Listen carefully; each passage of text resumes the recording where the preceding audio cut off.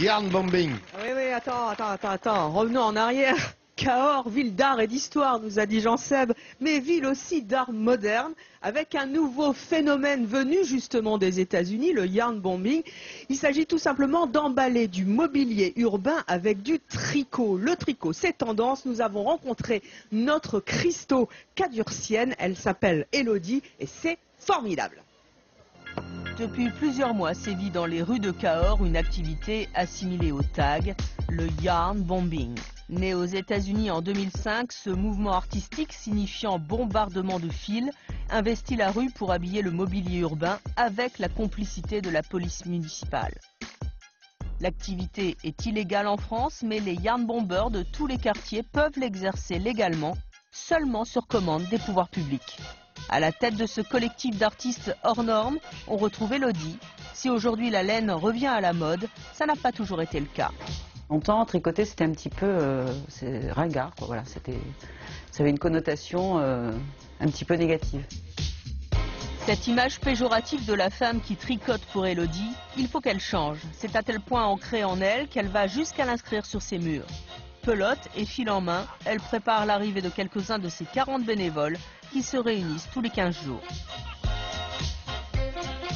C'est une manière de se rencontrer, c'est vraiment informel et convivial et c'est vraiment basé sur le partage autour du tricot. Ce ne sont pas des cours, voilà, c'est vraiment des rencontres, de détente. Contrairement aux idées reçues, ici le tricot n'attire pas que les seniors du sexe féminin, mais des gens de tous âges et même des garçons. Il n'y a pas de tabou autour du tricot. Je viens rencontrer, participer à ces rencontres intergénérationnelles et c'est ce qui me plaît, d'être ici à tricoter avec des personnes de mon âge, des personnes plus âgées. Parce que c'est un matériau qui a traversé l'histoire des hommes, on a tous un souvenir avec la laine. C'est la petite Madeleine de Proust de Valérie. Ça me rappelle bien entendu des souvenirs de maman, de ma grand-mère et bien sûr de l'école où j'apprenais, puisque ça faisait partie des cours qu'on avait, donc d'enseignement ménager. Le tricot est affaire de douceur, de sensualité. En occupant les mains, il vide la tête et libère la parole. Mais les participants ne sont pas venus tricoter des pulls. Ils viennent chercher de la bonne humeur, bien sûr, mais ils sont là surtout pour préparer des habits pour un mobilier urbain un peu particulier. On fait des petites chaussettes pour les bites de la place de la Libération. Voilà, ça s'écrit BI2TE et c'est le nom, le mobilier urbain. Et là, on va habiller 50 bits sur la place de la Libération. Et ce fameux mobilier, le voici. Dans quelques minutes, nos tricoteurs vont les recouvrir de laine devant des passants pour le moins interloqués. Ça quoi comme but, voilà. C'est ce que je comprends pas trop. Cet art buissonnier éphémère est souvent comparé au graffiti. Si la différence réside dans la non-dégradation de l'espace, ils ont en commun la volonté de se réapproprier son environnement. Et de remettre un peu de gaieté sur cet univers grisâtre un peu, souvent sur l'immobilier urbain, quoi.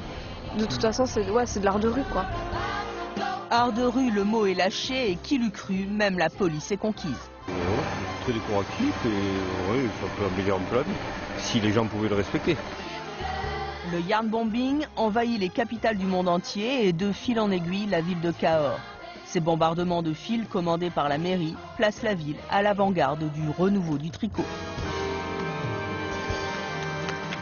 Voilà, et je suis donc avec celle qui est née à Cahors et qui a fait du yarn bombing, un phénomène artistique ici dans sa ville. Alors avant de parler avec vous, voilà, elle m'a habillée, relookée, habillée pour l'hiver, c'est le printemps. Tu es un magnifique tronc d'arbre, je ne t'entends pas du tout, Lolo.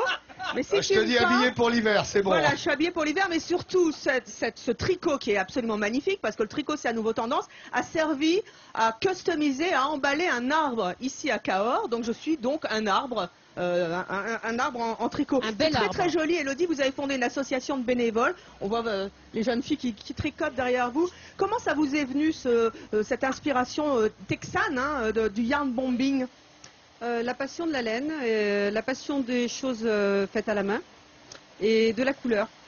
Et donc j'avais envie de faire des projets participatifs. Mais alors dites donc, il faut du temps quand même pour... Merde. Il faut passer au zapping, je suis désolée patron. Il faut combien de temps pour non, je vais y arriver. Pour habiller un arbre, en fait, ça vous a pris combien de temps? C'est très long, en fait. En fait, c'est le travail de 300 personnes. 300 personnes pour faire ça? Non, pas pour faire ce morceau, mais pour faire tous les morceaux qui ont été dans la ville. Il a fallu 300 personnes qui se sont mobilisées autour du projet. Alors, c'est une manifestation qui a eu beaucoup de succès, mais aussi qui a suscité beaucoup de curiosité, je suppose. Comment ont réagi les Cadurciens quand ils ont vu leur mobilier urbain, leurs abribus customisés en tricot? Ils ont beaucoup aimé, je pense.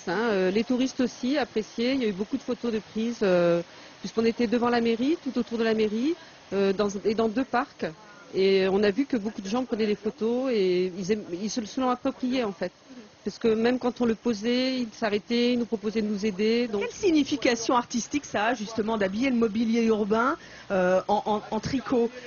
Cette Texane qui a inventé ça en 2005, c'est parce qu'elle trouvait un bâtiment tellement laid, elle s'est dit je vais le tricoter. Quelle signification ça a pour vous ici à Cahors? Mais justement, c'est de mettre la couleur dans la ville, autour de projets où les gens peuvent participer de manière très simple.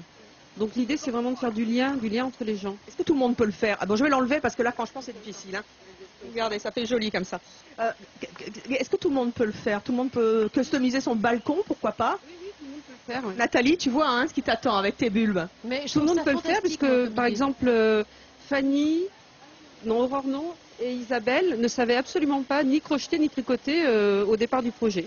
Parce qu'il faut dire quand même que dans le temps tricoter, moi c'est ma mère qui m'a appris, et d'ailleurs mes collègues se fichent un peu de moi quand ils me voient dans le train tricoter. Ah, ça je peux vous le confirmer, elle tricote, c'est vrai. C'est vrai. Elle le fait toujours, elle tricote des grandes écharpes. On peut apprendre et le faire. En tout cas, je trouve ça passionnant, c'est une association de bénévoles et c'est de l'artistique. Et vous faites une manifestation au mois de juin, on vous souhaite beaucoup de succès avec ce French Touch qui vient quand même du Texas. Bravo Elodie, merci à vous. Bravo, merci.